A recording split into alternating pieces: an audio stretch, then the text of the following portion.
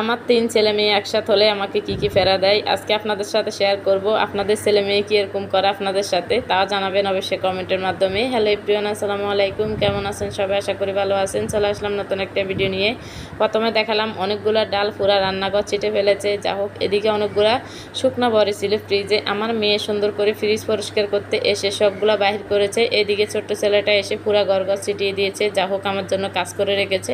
তো এতে দেখেন আমার মেয়ে সুন্দর করে সব কিছু রেডি করে ও দুধে নিয়ে গেছে। এদিকে এখানে শুধু টমেটো আছে, আদা রসুন বাটা, এই তিনটা ছাড়া আর কিছুই নেই, মাছ গোস্ত নেই এখানে।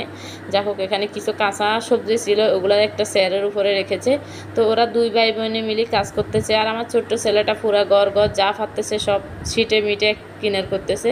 তো জানি না আমি এগুলো কখন আমি করব, তো আমাকে হয়তো করতে হবে না, ওরা দুই ভাই বোনে মিলে সব করে নেবে। মাশাআল্লাহ, আমার ছেলে মেয়েগুলো অনেক কাজ জানে। আর যদি করে আর কি সব কাজ জানে, আর যদি না করে কিছুই জানে না। তো থাক, আমি রান্না করতেছি, মানে রাগ করে চলে আসছি। তোমরা যা করো করো, আমি কিছুই বলবো না।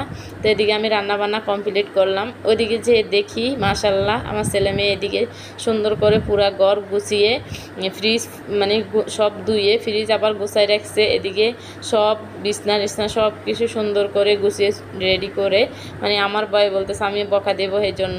তো যা হোক, এদিকে এসে দেখি তো সব কমপ্লিট, এদিকে আমার রান্না বান্নাও কমপ্লিট। তো যা হোক, দেখেন সব কিছু গুছিয়ে রেখে দিয়েছে। তো আমার ছেলে মেয়ে দুজনই মাশাআল্লাহ অনেক কাজ জানে, মানে শিখাইছে আর কি। আমার সাথে করতে করতে সবই শিখে গেছে।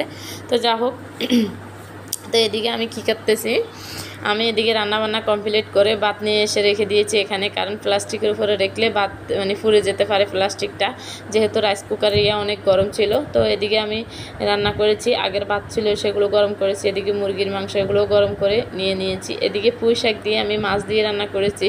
আর এখানে তিত করলা ভাজি করেছি। আজকের তরকারিগুলো অনেক মজা ছিল। ভিডিওটা কিছুদিন আগের। আল্লাহ হাফেজ, আসসালামু আলাইকুম।